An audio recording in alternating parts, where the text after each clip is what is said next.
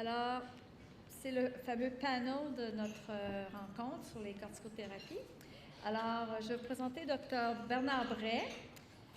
Il est professeur agrégé des départements de neurologie et de neurochirurgie, ainsi que de celui de génétique humaine de l'Université McGill.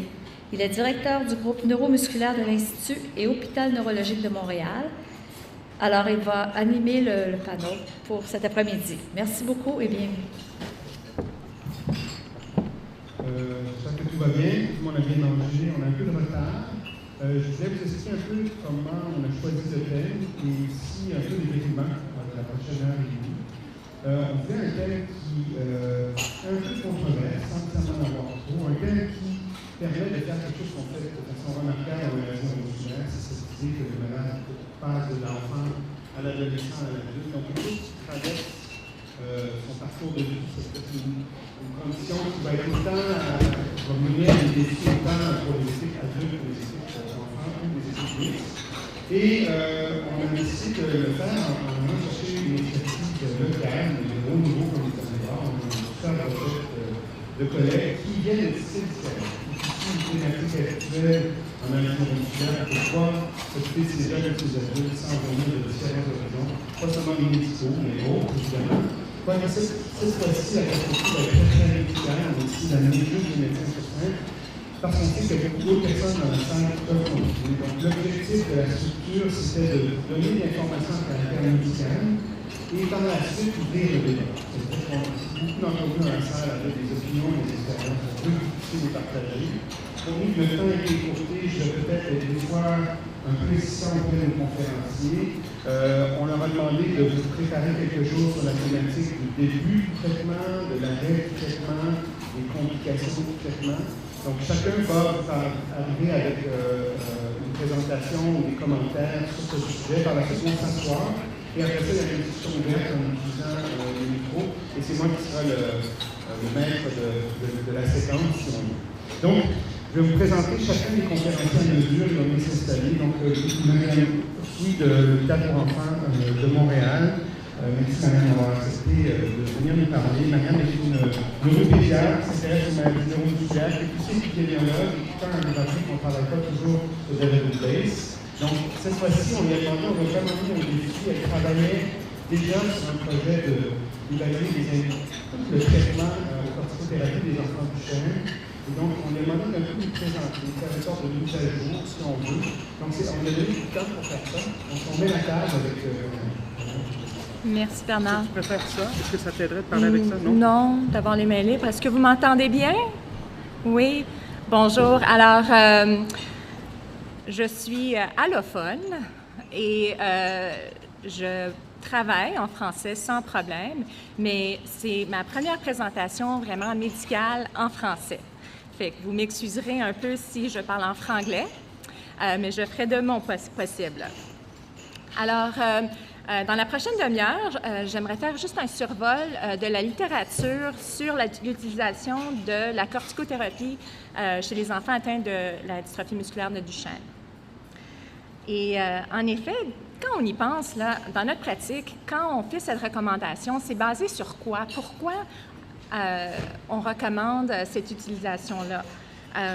Et les directives du American Academy of Neurology, ça date déjà de 10 ans. Et qu'est-ce que ça disait? Leur conclusion, c'était de donner de la prednisone à cette dose-là, 0,75 mg par kilogramme par jour, ou bien la déflazacort, pour laquelle il y avait un petit peu moins de preuves, à 0,9 mg par kilo par jour. Puis ils avaient basé ça selon des effets vraiment à court terme, des effets sur 1 an de traitement seulement, sur la fonction motrice. Mais on ne parlait vraiment pas de la scoliose, cardiomyopathie, longévité de vie, etc. Mais en pratique, on sait qu'il y a beaucoup de variations dans ce qu'on fait. Est-ce qu'on utilise la prednisone ou la déflazacort? Est-ce qu'on commence à 5 ans ou à 7 ans, à 3 ans? Quand est-ce qu'on l'arrête? Une fois qu'on arrête de marcher? Il y a beaucoup de variations, puis vraiment aucune directive de l'AN depuis ce temps-là. Mais en pratique, on connaît un petit peu les effets à long terme. Puis depuis la dernière publication de l'AN, il y a eu beaucoup plus de publications à long terme, fait que c'est un petit peu ce survol-là que j'aimerais faire. Alors, les effets sur la durée de vie, la fonction motrice, la scoliose, la fonction pulmonaire et fonction cardiaque. Donc, je vais essayer de faire le survol de tout ça et voir est-ce que vraiment il y a une différence entre prednisone et déflazacort. OK? Il y a beaucoup d'études. Pour faire les recommandations, il y a une classification des études. Donc, on dit que si l'étude est vraiment randomized control trial, il y a un groupe placebo, treatment allocation. Donc, il y a beaucoup de critères qui font qu'une étude devient classe 1. C'est très difficile de devenir classe 1. Pour chaque question, si jamais il y a des études classe 1 ou 2, je ne vais pas parler des autres études de plus basse classe parce que les recommandations vraiment viendraient des études qui sont mieux faites. Donc, vous allez voir pour chaque question, il y a des études qui vont revenir qui répondent vraiment à plusieurs questions. Donc, est-ce qu'il y a une différence? Si on prend la corticothérapie sur la durée de vie, bien, il y a plusieurs études qui ont regardé ça. Donc, une étude de Toronto qui était rétrospective sur des adolescents en Duchenne, un suivi d'à peu près 5 ans pour chaque personne au moins. Puis ils ont vu que, oui, évidemment, les enfants qui prenaient la déflazacort,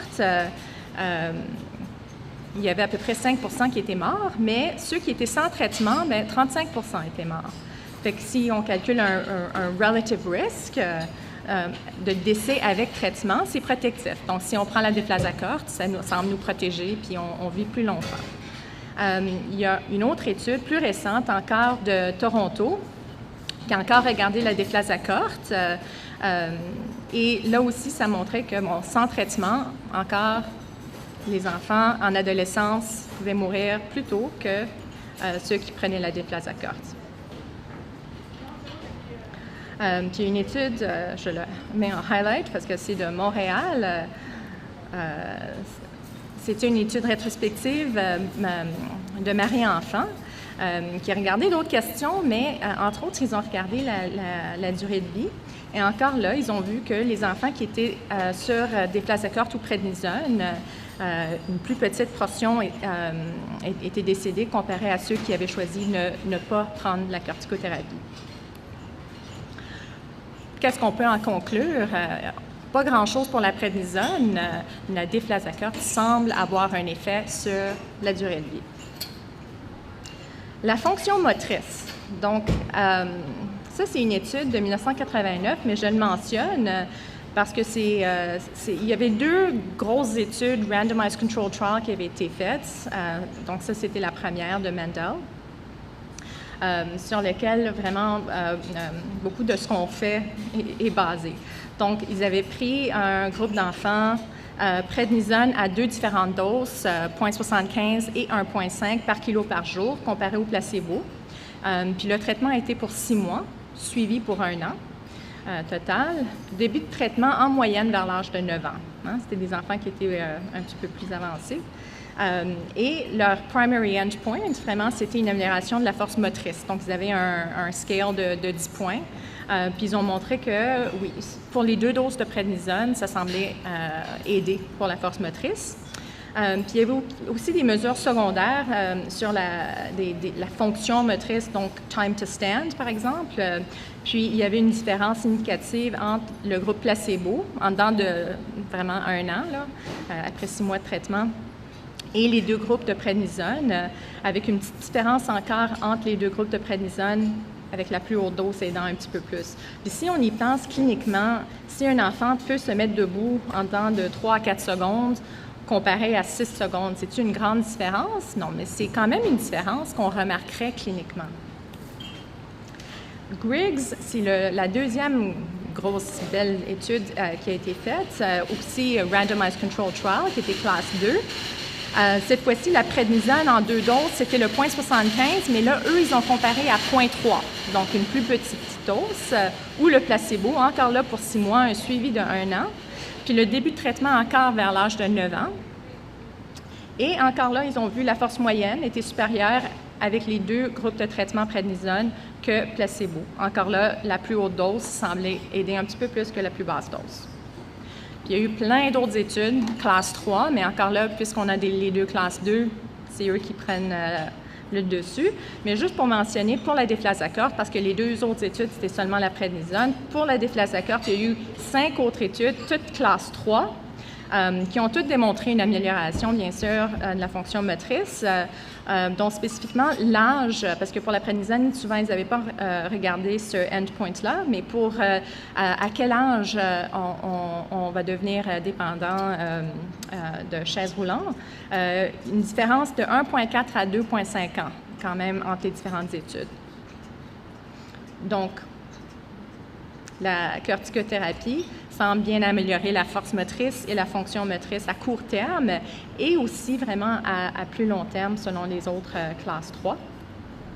Ça, c'est pas une grosse surprise, j'imagine. Puis la scoliose, est-ce que ça aide la scoliose à long terme? Mais là, on a des études qui ont fait un suivi, puis ils ont regardé les enfants à l'âge de 18 ans pour voir est-ce qu'à 18 ans, l'enfant avait besoin d'une chirurgie corrective pour sa scoliose. Donc ça, c'est peut-être un marqueur de scoliose plus sévère. Juste pour faire un sommaire, pour aller un petit peu plus vite, j'en ai mis 5 ici. Ça, c'est toutes des classes 3, des études de classe 3. Quelques-uns qui utilisaient la prednisone et la déflazacort, ou un ou l'autre. Pas une grande différence entre un et l'autre, mais vous allez voir, sans traitement, avec traitement, il y a moins besoin de chirurgie corrective avec le traitement à l'âge de 18 ans. Donc, ça semble être protectif. Et si on ne regarde pas une scoliose sévère, mais la scoliose, point final, d'un 20 ou plus, le endpoint ici, dans celui du milieu, est un petit peu différent, là, mais comme Allman, déflazacort, à l'âge de 18 ans, est-ce qu'ils ont une scoliose d'au moins 20 degrés? Avec traitement, seulement 10 des enfants l'avaient, comparé à 90 sans traitement. Kinali, eux, ils ont dit, à 18 ans, est-ce qu'il y a des personnes qui n'ont pas de scoliose du tout? Et avec traitement, il y en avait 0. Mais avec traitement, 1/3 de leurs enfants n'avaient pas de scoliose du tout à l'âge de 18 ans. Et Biggar aussi, en Toronto, trouvait un petit peu la même chose. À 13 ans, un petit peu plus jeunes, est-ce qu'ils ont une scoliose, oui ou non, d'au moins 20 degrés? Sans traitement, presque la majorité, oui. Puis avec traitement, beaucoup moins. Et encore là, on voit une différence avec la dose. Donc, ceux qui prenaient le 0,6 de déflazacort avaient 1/3 avaient une scoliose. Puis ceux qui prenaient le 0,9, qui est plus couramment utilisé, beaucoup moins de scoliose. Ça semble aider la scoliose. Pour la fonction pulmonaire, encore là, on revient aux 2 belles grosses études de Mendel et Griggs. Donc, pour Mendel, lui, il avait pris des enfants âgés d'entre 5 et 15 ans, en moyenne 9 ans, on avait discuté. On avait les 2 doses, 0,75, 1,5 de prednisone, le placebo, pour 6 mois. Donc, dans une très courte période de temps, ils ont déjà trouvé qu'il y avait une différence dans la fonction pulmonaire. Donc, ils ont regardé le Forced Vital Capacity en litres. Je ne suis pas sûre pourquoi ils ont juste rapporté les litres et pas le percent predicted. C'est difficile d'interpréter ça juste en litres. Puis, ils ont aussi regardé le Maximal Expiratory Pressure. Encore là, on a des enfants de 5 ans puis des enfants de 15 ans, donc je ne suis pas sûre pourquoi qu'ils comparent pas en pourcentage, mais en tout cas, leur conclusion, c'était que, bon, les p-values, une différence entre un puis l'autre, une grosse différence si on prend la prednisone vraiment sur 6 mois comparé au placebo pour la fonction pulmonaire. Griggs a fait un petit peu la même chose, puis lui aussi, il regardait seulement les litres et les millimètres de mercure et pas les pourcentages basés sur l'âge, malheureusement. Mais lui aussi, il trouvait que, oui, il y a une différence. Si on prend la prednisone à court terme, ça semble aider la fonction pulmonaire. Plein d'autres études classe 3 à plus long terme qui ont toutes démontré une amélioration sur différentes mesures de la fonction pulmonaire. On ne va pas rentrer en détail, mais Forced Vital Capacity, clairement, va mieux avec la corticothérapie à court et à long terme. Fonction cardiaque, plusieurs vraiment belles études là-dessus. le percent shortening fraction, moi je ne connaissais pas ça, c'était une mesure de la fonction de la ventricule gauche qui est utilisée comme marqueur pour suivre la progression de la cardiomyopathie. C'est vrai, je vois le docteur Fournier qui dit oui, c'est bon. Puis les études, souvent, ils vont dire si le left ventricular ejection fraction est moins de 45 % ou bien le shortening fraction est moins de 28 %, c'est leur définition d'une cardiomyopathie dans plusieurs de ces études-là. Donc, encore là, pour ça, c'est 2 études qui regardaient ces effets-là. Puis, à 18 ans, avec traitement, seulement 10 ou 11 % là, des enfants traités avaient une cardiomyopathie. Ce qui est vraiment remarquable là, à 18 ans, comparé à natural history, qu'on sait. Ça, c'est l'étude en dessous là, de Barber 2013, juste pour rentrer un petit peu plus en détail, parce qu'ils avaient vraiment 462 patients. C'était Surveillance MD StarNet. Et puis, le hazard rate qu'ils avaient calculé, ça c'est, je peux-tu avoir un, oui, ça, on le voit ici. La ligne grise ici, c'est avec traitement, et la ligne plus noire ici, c'est sans traitement. Et il y a toujours une différence entre les deux. Donc, dépendamment à quelle mesure qu'ils vont regarder, même à chaque année, combien de pourcentage du left ventricular ejection fraction diminue et du percent shortening fraction, clairement une différence avec le traitement. D'autres études, ça c'est le même auteur, mais c'est 2 différentes études qu'ils avaient publiées avec différents suivis de 3-4 ans à peu près, encore là, surtout des adolescents. Trouvaient que l'âge moyenne de développer une cardiomyopathie avec stéroïdes, c'était vers l'âge de 15 ans à peu près, puis sans traitement à 13 ans. Donc, ça retarde l'âge où ils vont développer la cardiomyopathie.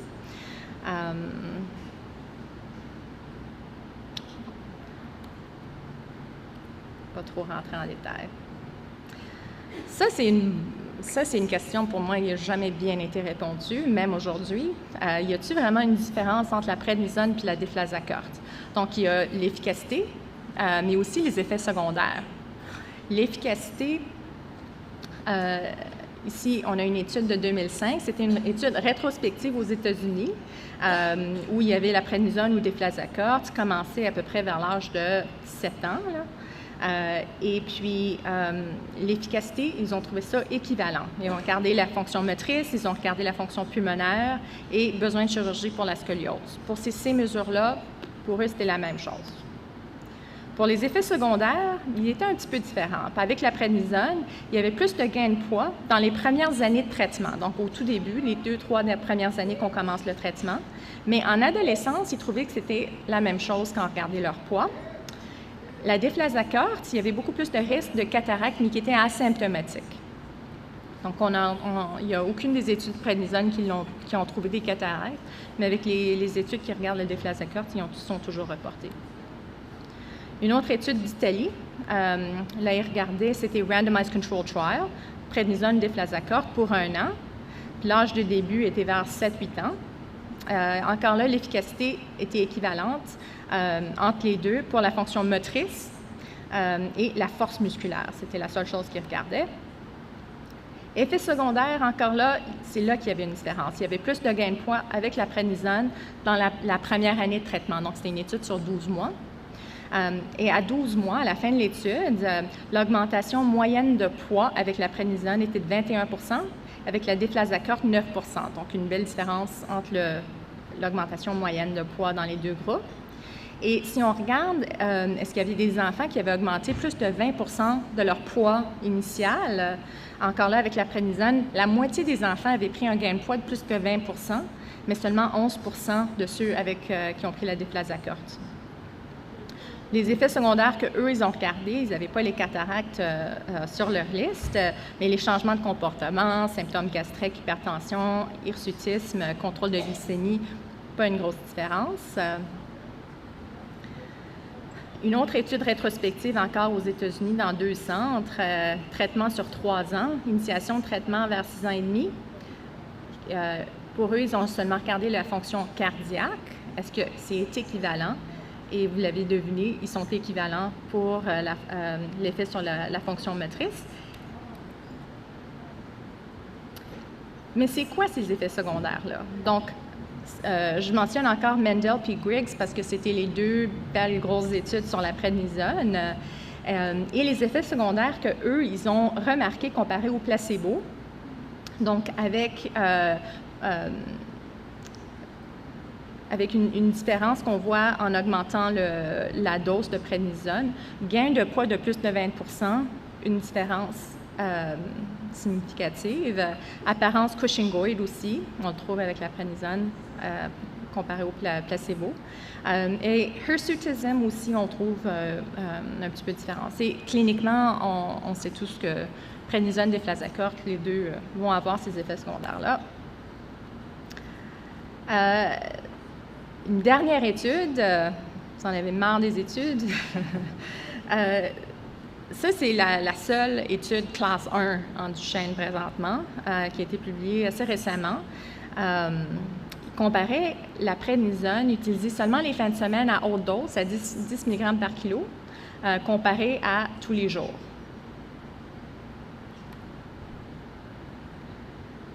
Donc 10 mg par fin de semaine, par kilo par fin de semaine, comparé à 0,75 par kilo par jour au Royaume-Uni, aux États-Unis, excusez-moi. Des enfants de 4 à 10 ans, un traitement pour 12 mois. Donc, comme les grosses études avant, c'est vraiment à court terme qu'on regarde ça. Et l'efficacité était équivalente entre les deux doses. Il n'y avait aucune différence dans la force musculaire, dans les fonctions motrices, time to stand, etc., et la fonction pulmonaire. Et les effets secondaires entre daily dose et weekend dose, il n'y en avait pas.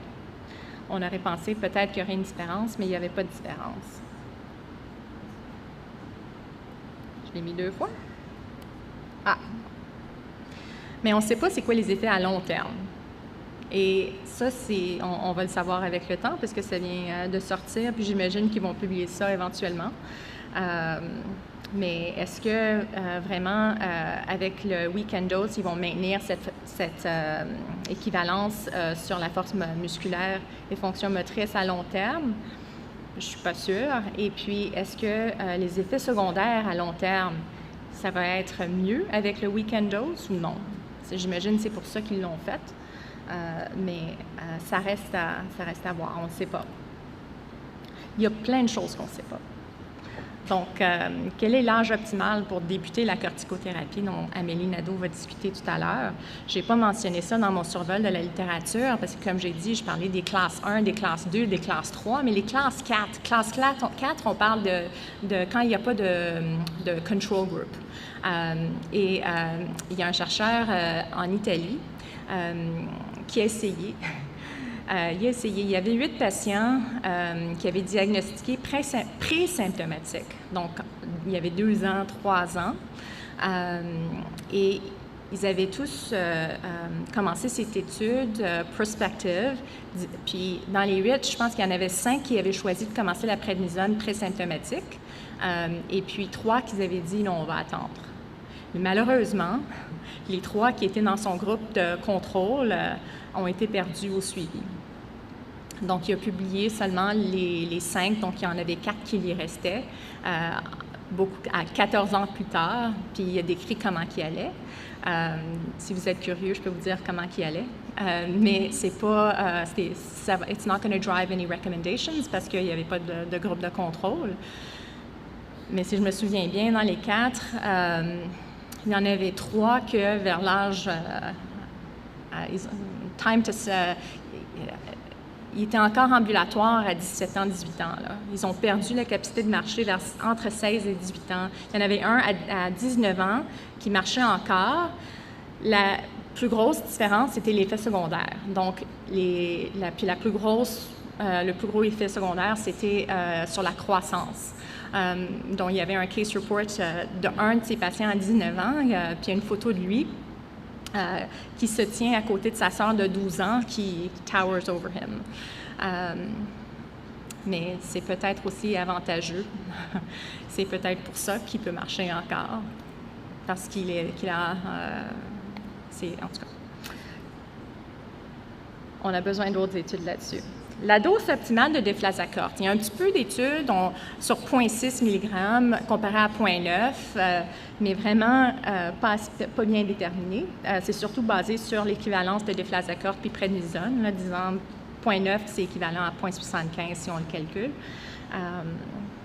Et puis, est-ce que déflazacort et prednisone sont réellement comparables?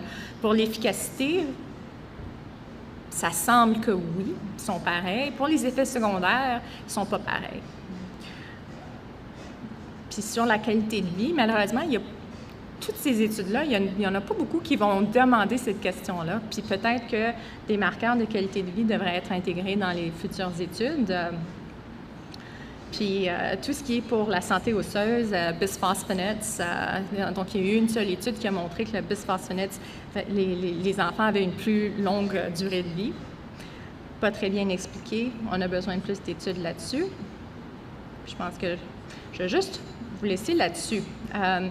Il y a des initiatives pour améliorer la qualité des études publiées. Donc, dans ces survols de littérature-là, il y avait plein d'autres études. Didn't make the cut. Pourquoi? Parce qu'ils n'ont pas suivi ces initiatives-là. Donc, dépendamment au type d'étude que vous faites, si c'est un randomized control trial, si c'est un prospective study, il y a certaines choses qu'il faut dire. Est-ce que did you do allocation concealment or not? Souvent, comme pour Mendel puis Griggs, pourquoi ils sont classe 2? Malheureusement, parce qu'ils n'ont pas mentionné allocation concealment. Mais c'est quelque chose que sûrement qu'ils avaient fait, c'est juste qu'ils ne l'ont pas écrit. Mais il faut l'écrire. Donc, reporting guidelines, c'est très important. Puis je trouve au Québec, on a vraiment une belle population. Il y a tellement de choses qu'on pourrait sortir puis mettre dans la littérature, mais il faut bien le faire, puis il faut bien l'écrire. Donc, juste pour être conscient de ces initiatives-là. Fait que moi, je vous laisse là-dessus, avec plein de références.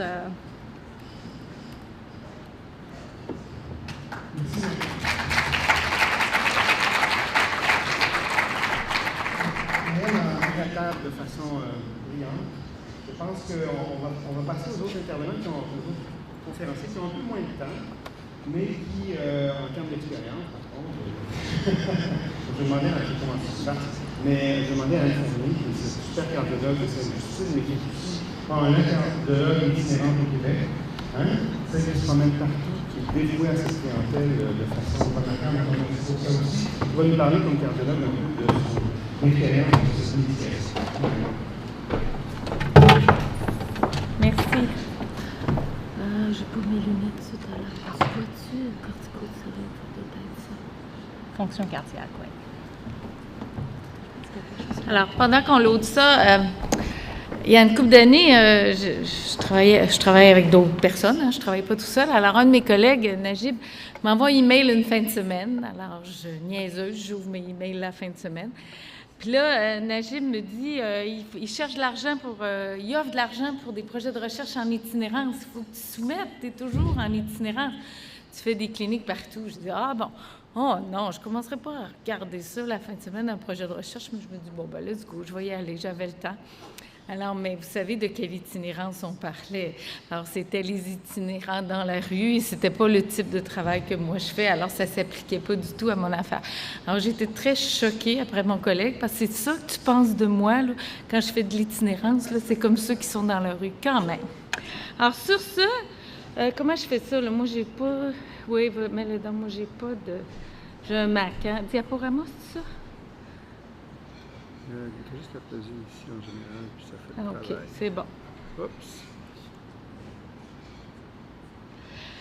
Alors, j'ai commencé à être impliquée à la clinique des maladies neuromusculaires il y a très, très longtemps. Dr Vanas m'avait approché puis m'avait demandé comme cardiologue de venir travailler à Marie-Enfant. On voyait les patients avec problèmes cardiaques suspectés, patients avec maladies neuromusculaires à Sainte-Justine. Mais un grand garçon du Duchesne en chaise roulante qui arrive dans le bordel de notre clinique à qui on veut faire un écho, c'était tout à fait impratique. Et ça prend un équipement, ça prend un système pour pouvoir évaluer ces patients-là. Alors, dans le cadre de cette fameuse itinérance, j'ai commencé à faire les cliniques à Marie-Enfant. Et c'est une clientèle très, très attachante. Hein, vous le savez, je n'ai pas besoin de vous convaincre. Puis les gens avec qui on travaille aussi sont très attachants et dévoués. Puis encore une fois, quand je sors d'une clinique, là, je bénis le bon Dieu d'avoir 2 enfants en santé. Puis quand ils chialent un peu à la maison, bien, je lui dis, viens donc faire un petit mercredi avec moi. Tu vas peut-être moins chialer que tu n'as pas eu le dernier iPod ou le dernier iPad. Et quand j'ai commencé à faire la clinique, bien, les patients prenaient tous des stéroïdes. Moi, j'ai frisé. Alors, vous imaginez, voir Dr Fournier friser. Les stéroïdes, là, c'est méchant, ça. Ça fait une rétention hydrosodée, puis ça donne l'hypertension. Puis on donne ça chez des enfants dont le cœur va flancher. Bien, voyons donc, vous allez toutes les tuer. Alors, je suis partie avec ce principe-là, puis cette base-là, mais j'étais complètement dans le champ. Et je pense qu'on a ouvert la table. Les stéroïdes, c'est bon, puis ça protège le cœur. Alors, j'étais tellement impressionnée que ça, qu'on a revu notre cohorte, et on vous a montré cet article-là, qu'on a publié au cours des 2 dernières années. Alors, on a regardé tous nos résultats. Et le but de cette étude-là, c'était vraiment regarder l'atteinte cardiaque chez nos dystrophiques. Mais ce qu'on a trouvé, c'est que ça n'aide pas juste le cœur. Dans notre cohorte, on a été capable de prouver qu'on améliorait grandement la mortalité globale dans cette population-là. Et la mortalité globale était améliorée parce que la mortalité cardiaque était vraiment améliorée, c'est-à-dire qu'il n'y en avait plus, ou presque plus. Alors, l'atteinte cardiaque, elle est fréquente. Ça va atteindre 100% des patients dystrophiques à l'âge adulte, encore aujourd'hui, malheureusement. Ça se diagnostique par des anomalies à l'ECG. Les patients peuvent avoir des troubles du rythme, mais ce n'est pas ça leur problème majeur. Ils ont surtout un problème de cardiomyopathie dilatée. Le muscle du cœur devient fatigué, comme tous les muscles partout ailleurs. Alors, les premiers signes d'une atteinte musculaire cardiaque, c'est une dilatation des cavités cardiaques qui va se manifester à l'écho par une diminution de la fonction systolique qu'on étudie par la fraction de raccourcissement ou la fraction d'éjection. Puis je vais vous montrer un petit peu ce que ça a l'air quand on mesure ça. On peut avoir des indices beaucoup plus subtils que juste l'écho de standard qu'on fait, qu'on appelle le Doppler tissulaire, et c'est des choses qui se développent avec les années. Et il y a des études récentes très, très intéressantes qui montrent que la fibrose au niveau myocardique, elle va précéder l'atteinte qu'on voit sur notre échographie. Alors, si on est capable d'aller jouer sur ça, peut-être qu'on peut aider ces garçons-là à vivre encore plus vieux puis à avoir un meilleur cœur. Mais faire des résonances magnétiques, on n'a pas les budgets américains où ils les font aux années chez les dystrophiques, mais ils ont eu la gentillesse de publier leurs données, ce qui est très intéressant. Alors, l'atteinte de fibrose, elle est caractéristique dans cette région-là, postéro-latérale. Pourquoi, je ne le sais pas, mais c'est là qu'on voit que ça commence à être atteint, la région juste sous la valve mitrale. Alors, j'ai dit qu'on avait sur l'ECG des anomalies, l'écho, la résonance. On peut utiliser la médecine nucléaire et aussi utiliser des marqueurs sanguins pour nous aider à suivre tout ça. Alors, à l'ECG, ça va ressembler à ça, où normalement, chez un grand garçon, vous ne devriez pas avoir des espèces de voltage aussi élevés dans cette zone-là. Alors ça, c'est un grand classique d'un ECG d'un jeune avec Duchenne. Et l'échographie, bien, c'est ça qu'on mesure. Alors ça, c'est un écho normal. On fait une coupe transversale du cœur ici. Vous avez le ventricule droit ici en avant, le ventricule gauche. La ligne qui passe ici, les petits pointillés, ça vous donne en déroulement cette ligne-là. Et là, vous imaginez le cœur qui contracte. Et on calcule des volumes en diastole, c'est-à-dire un diamètre diastolique et un diamètre systolique. On fait une formule simple, diastole moins systole divisé par diastole. Et c'est ça qui vous donne le shortening fraction, la fraction de raccourcissement qui est normale entre 28 et 40. Alors, simple comme ça. Et là, vous avez ici un cœur de Duchenne. Alors, la fameuse région postéro-basale qui n'est pas belle, vous voyez tout de suite que le cœur est gros. Vous voyez aussi que c'est pas beau, mon image, puis c'est flou, puis c'est laid. Alors, tout le mérite revient à ma technicienne qui est capable de mesurer puis de voir quelque chose dans ces images-là. Et vous voyez tout de suite que ce patient-là avait une atteinte où son cœur est beaucoup plus gros et la force de contraction est moindre. Fait que c'est ça qu'on regarde, puis c'est ça qu'on mesure. Alors, on a des traitements pour l'atteinte cardiaque, les traitements qui sont des vasodilatateurs, et il y a des études chez la souris dystrophique qui montrent que l'utilisation surtout des bloqueurs des récepteurs de l'angiotensine pourraient avoir des effets efficaces comme le losartan. Ça fait que pour ça que vous voyez les patients qui prennent ça. Il y a un effet bénéfique protecteur de la fibrose, mais il y a un effet aussi de traitement de la défaillance. C'est les mêmes traitements qui sont donnés en défaillance adulte ou défaillance parce qu'on a fait un infarctus ou d'autres problèmes. On peut utiliser les bêta-bloqueurs, le digoxine, les diurétiques, n'importe quel traitement cardiaque. Et il y a peut-être de l'espoir de nouveaux traitements. Je vais vous en glisser un petit mot à la fin. Alors, l'étude que je vous ai montrée tout à l'heure, on avait quand même une grosse cohorte de malades. Alors, on avait 86 patients, ce qui est quand même pas mal. 63 patients sous stéroïdes, puis 23 sans stéroïdes. Et on voit l'évolution de ces patients-là à travers les années. Et on a été capable de mettre en évidence que le traitement avec stéroïdes protégeait grandement de la mortalité, de l'atteinte cardiaque, que la mortalité at large et que la mortalité spécifique de la défaillance cardiaque. Alors, je vais passer vite, mais sur des courbes de type Kaplan-Meier, c'est assez clair que voir que nos patients qui prenaient des stéroïdes mouraient beaucoup moins. Vous voyez la ligne d'en haut qui est en noir par rapport à ceux qui ne prenaient pas de stéroïdes, où on voit les décès c'est beaucoup plus rapide, surtout après 8 ans de suivi. C'est sûr qu'ils vont mourir pareil, même s'ils prennent des stéroïdes, mais plus tard, c'est toujours le mieux. Et c'est la même chose pour l'atteinte cardiaque, où les stéroïdes comme tels les protégeaient. Les patients en noir, la ligne d'en haut, c'est les patients qui prenaient des stéroïdes, et les patients en pointillé en bas, c'est les patients qui n'avaient pas de stéroïdes, et ils commencent à avoir une atteinte cardiaque sans stéroïdes 7 ans après le suivi, alors qu'après 15 ans, on a à peine 20 % de nos patients sous stéroïdes qui ont une atteinte cardiaque, une baisse de la fraction d'éjection. Alors, pour nous, on avait vraiment montré une diminution significative de la mortalité, puis la mortalité secondaire à la défaillance cardiaque et beaucoup moins de cardiomyopathie dilatée. Alors là, moi, je suis convaincue, là, puis j'ai plus peur, puis je frise plus quand je vois un Duchenne qui prend des stéroïdes. Je suis convaincue que j'aide à sa survie, je suis convaincue que j'aide à son état cardiaque et que ces patients-là doivent prendre le stéroïde. Ces patients-là, nos patients prenaient du déflazacort, fait que je vais parler en faveur du déflazacort puisque j'ai moins d'expérience avec la prénisone, mais je pense qu'en théorie, ça devrait être la même chose. Par contre, ce qu'on veut à nos patients, c'est qu'ils vivent encore plus. Là, ils vivent jusqu'à 30, 35 ans, mais on aimerait ça qu'il y ait encore une meilleure qualité de vie, puis une vie encore plus longue.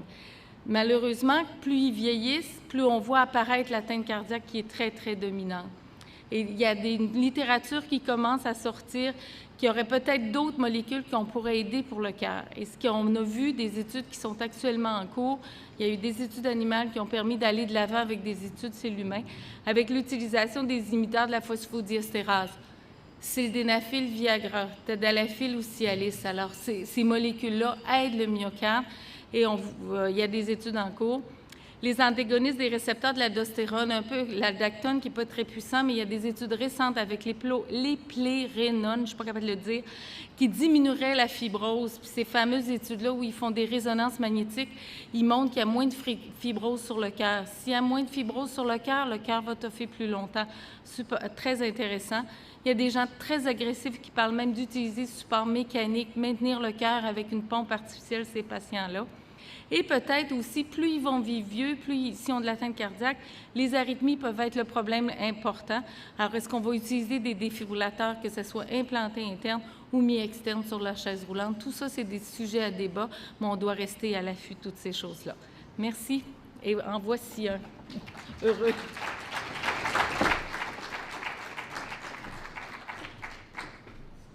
Donc, le prochain conférencier, Gilles. C'est à toi.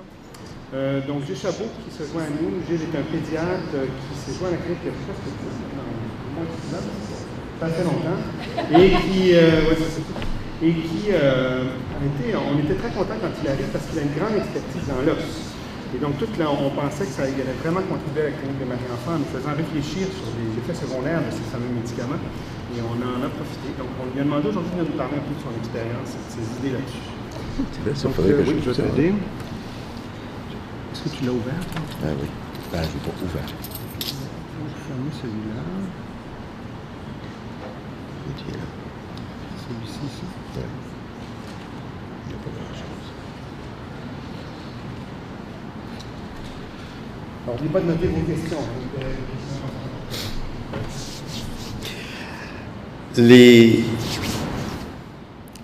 Avant que je commence à travailler au sein de la clinique, le Dr Valence m'avait demandé de voir les patients en consultation initialement parce qu'il avait commencé depuis quelques années à traiter ses patients avec la cortisone. Et la cortisone, c'est quand même, comme disait docteur Fournier, excusez, je commence à être vieux, docteur Fournier, c'est un gros méchant médicament. Pour la majorité des pédiatres qu'on traite beaucoup de choses avec la cortisone. Et donc, il y avait des inquiétudes et surtout, certains de ces patients avaient beaucoup de douleurs, beaucoup de problèmes. Puis, ils avaient remarqué des écrasements. Ils nous ont demandé qu'est-ce qu'on fait avec ça. Alors, on a commencé à regarder les patients, décider qu'est-ce qu'on fait pour les traiter, améliorer leur qualité de vie et essayer de comprendre. Par la suite, aussi bien s'intégrer à la clinique pour voir toute la clientèle et suivre à long terme la population. Alors, la cortisone, comme j'ai dit, c'est un gros méchant médicament, très, très puissant. Donc, très efficace pour traiter certaines choses, mais malheureusement, c'est comme un gros canon qui agit sur beaucoup de systèmes dans l'organisme, pas juste sur là où on veut qu'il agisse. Et un des effets secondaires qui est quand même important et que l'on suit, c'est l'ostéoporose. Maintenant, l'ostéoporose dans la maladie de Duchenne, ce n'est pas quelque chose qui est spécifique à la cortisone. C'est un problème assez complexe en soi. Et ça, c'est juste un des effets secondaires qu'on a de la cortisone. Maintenant, quand on regarde les patients avec Duchenne, avant qu'ils soient traités avec la corticothérapie, on a un problème d'ostéoporose. C'est des patients qui vont développer une ostéoporose indépendamment du traitement. Mais on va voir surtout une ostéoporose des os longs, c'est-à-dire des fractures au niveau des os longs. Par contre, ces patients-là, ça survient lorsqu'on a une perte d'ambulation, lorsqu'on a une perte de force musculaire, on a à ce moment-là une diminution de la formation de l'os au niveau cortical. C'est pour ça qu'on voit des fractures dans une population non traitée.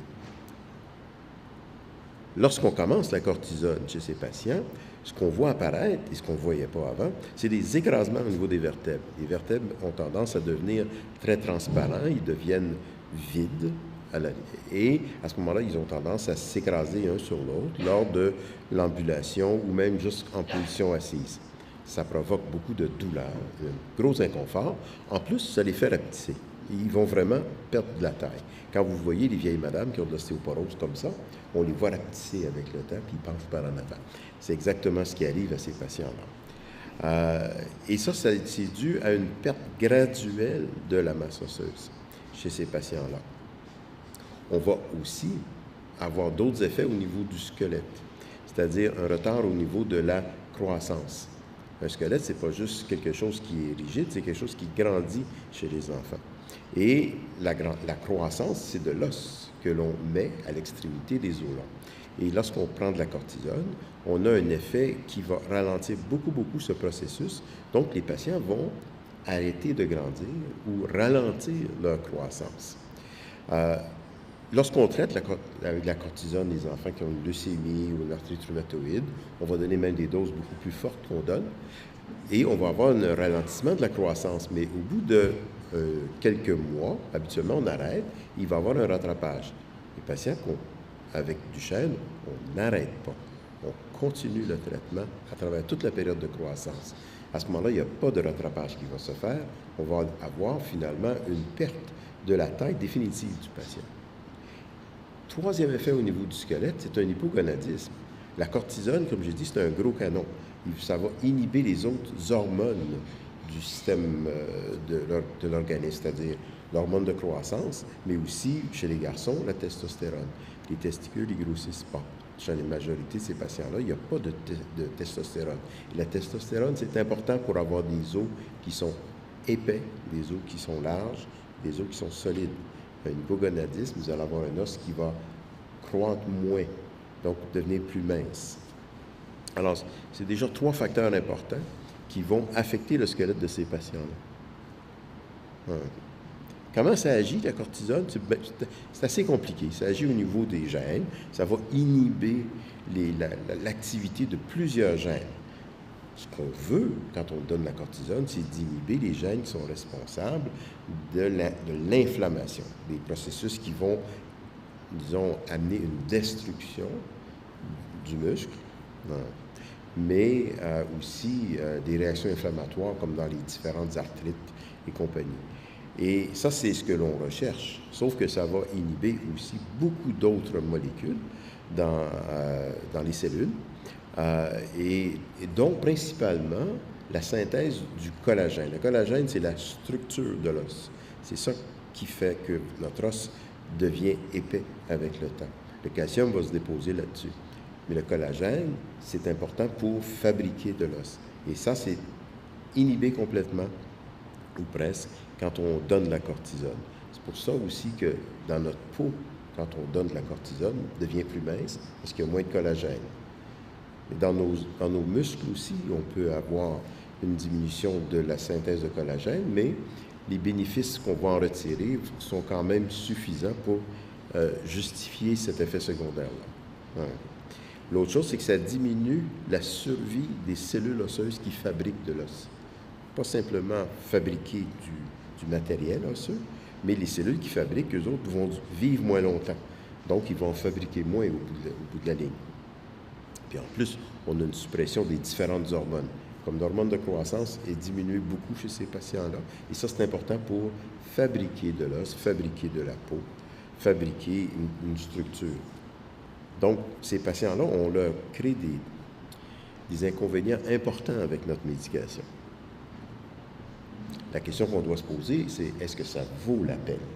Est-ce que les bénéfices qu'on va en retirer sont suffisants pour justifier les effets secondaires importants comme ça? Si on pense que oui, à ce moment-là, on doit essayer de compenser, d'essayer de trouver des façons de disons, diminuer les effets secondaires pour améliorer la qualité de vie de ces patients-là. Parce que un des premiers effets secondaires, c'est le ralentissement de la croissance. Les patients sont plus petits. Actuellement, on n'a aucun moyen de compenser ça. Donner de l'hormone de croissance, ça serait inefficace. Donner de l'IGF-1, qui est une hormone de croissance plus spécifique, on aurait peut-être un certain effet, mais on pense que ce n'est pas pratique et les effets secondaires seraient encore plus importants. Donc, actuellement, la croissance ralentie, on doit la tolérer et dire aux patients, bien, on est petit, mais au moins on a la colonne droite, ça vaut la peine. Mais ce n'est pas, disons que ça ne nuit pas tant que ça à la qualité de vie du patient quand on regarde. Ça ne cause pas de douleur, ça ne cause pas de difficulté au niveau de la mobilité. Les patients sont capables de faire ce qu'ils veulent. Ils ne finissent pas si petits que ça. 1,40 m, 1,50 m, c'est déjà très vivable comme grandeur. Okay. L'autre chose, c'est le ralentissement au niveau de la formation des os. Et ça va entraîner une perte de la masse osseuse. Autrement dit, la quantité d'os qu'on a dans 1 cm², il va en avoir moins. Donc, ça va être moins résistant. Alors, les conséquences, c'est qu'on va avoir un os qui va moins résister aux forces qu'on va appliquer dessus, donc ils vont casser. Quand ça casse, ça fait mal. Quand vous avez un os qui est très transparent, ben, un mouvement simple peut entraîner justement des fractures. On voit les... oui, je vais finir ça vite. Et au niveau des vertèbres, on voit les écrasements. On perd beaucoup de taille. Maintenant, ça vaut la peine de traiter parce qu'effectivement, c'est très souffrant. Alors, qu'est-ce qu'on peut faire? La première chose, il y a plusieurs médicaments qu'on peut utiliser et effectivement, on arrive à avoir un résultat qui est raisonnable. La vitamine D, malheureusement, ça ne change pas grand-chose. Il est important d'en donner, il est important de ne pas en manquer, mais même si on en donne plus, on ne va pas améliorer ce problème. Ça n'a rien à voir avec la vitamine D. Les suppléments de calcium, même chose. Ce n'est pas parce qu'on manque de calcium qu'on a une ostéoporose. C'est vraiment parce que l'os n'est pas fabriqué. Les biphosphonates sont utilisés actuellement déjà plusieurs années avec un bon résultat. Je dois admettre, on arrive maintenant avec ceux qu'on utilise à avoir une amélioration de la masse osseuse et, disons, un os qui arrête de casser et la douleur va être contrôlée complètement. Donc, c'est un traitement qui, je pense, est assez efficace pour améliorer et permettre de continuer ce traitement. Il y a d'autres médicaments qui s'en viennent, comme le denosumab, la sclérostine, la PTH, qui sont des traitements qui pourraient être utilisés et qui vont probablement être plus efficaces que les biphosphonates. Mais il n'y a pas encore d'études ou d'expérience avec cette médication pour entreprendre même des études actuellement. La testostérone, on la donne déjà. Je pense que c'est assez facile pour l'hypogonadisme de donner un supplément de testostérone, ce que l'on fait déjà et ce qui est très efficace actuellement. On pourrait parler beaucoup plus longtemps, mais je pense que ça va être suffisant.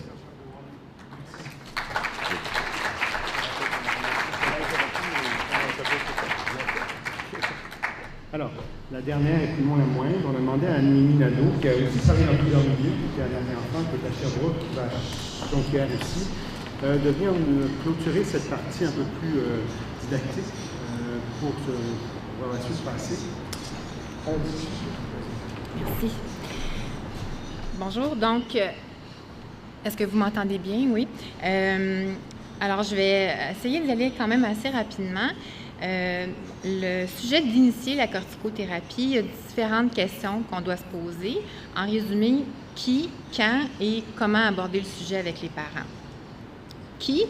Dr. Osqui a bien démontré l'efficacité des stéroïdes dans le Duchenne. Donc, théoriquement, tous les patients bénéficient de ce traitement-là et tous les patients devraient pouvoir se faire offrir ce traitement-là.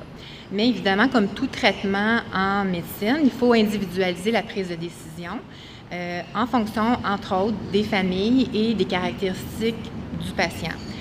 Par exemple, si on a un enfant qui a des très gros troubles de comportement, bien, on va peut-être être tenté de repousser un peu l'introduction du traitement ou de commencer à des doses plus faibles, par exemple. Le but étant toujours, ultimement, d'avoir plus d'avantages que d'inconvénients avec le traitement. Quand est le meilleur moment pour introduire le traitement? En fait, comme Dr. Osqui disait, la réponse à cette question-là, c'est qu'on ne le sait pas, parce qu'il n'y a pas eu d'études qui ont adressé cette question-là spécifiquement.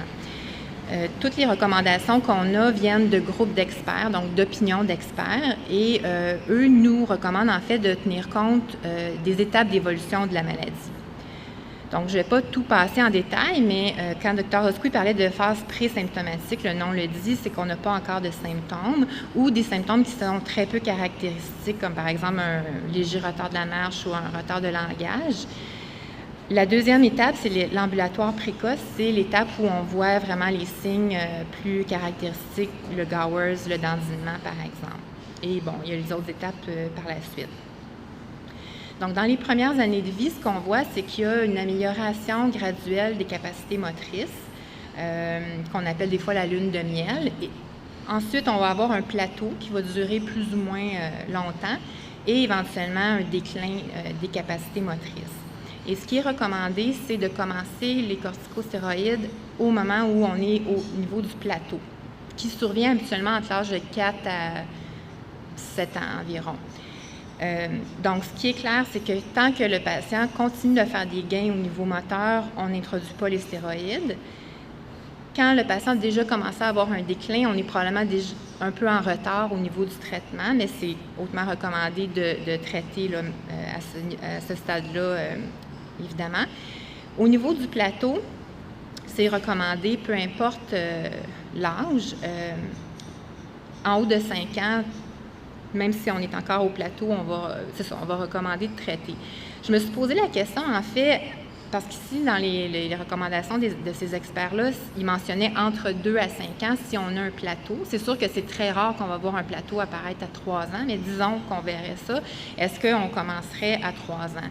Il n'y a pas de chiffre qui nous dit à quel âge, le plus jeune âge qu'on pourrait commencer les stéroïdes. Mais juste par intérêt, il y a une étude qui est en cours, c'est multicentrique, où ils essaient d'étudier le meilleur régime de stéroïdes, donc ils comparent déflazacort, prednisone dié et prednisone intermittent.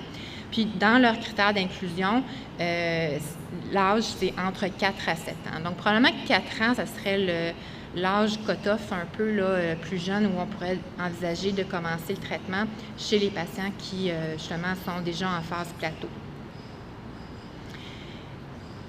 Si le patient est non ambulant, disons qu'il n'a jamais eu de stéroïdes ou qu'il en a déjà eu puis que ça avait été cessé à cause d'effets secondaires, est-ce qu'on a encore des bénéfices à commencer le traitement à ce stade-là?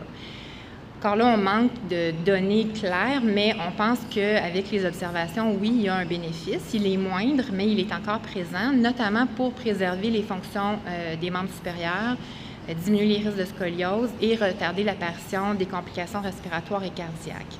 Donc, évidemment, c'est toujours individualiser la prise de décision pour voir avec le patient est-ce qu'on pense avoir plus de bénéfices que d'inconvénients, mais on peut l'envisager, il n'est pas trop tard.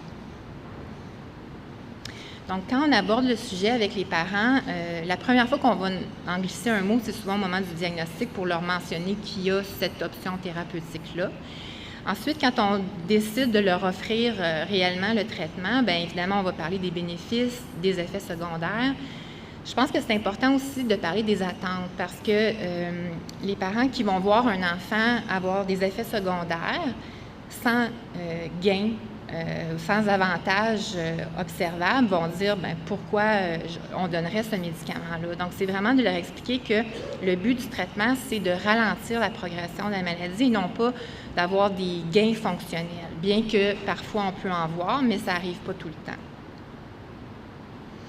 L'autre chose que j'ai remarqué avec les parents, c'est que j'ai mis cette image-là parce que ça me donne tout le temps cette idée-là. Les parents ont évidemment très peur des effets secondaires. C'est normal quand on leur récite là, la liste complète de ce que l'enfant peut avoir.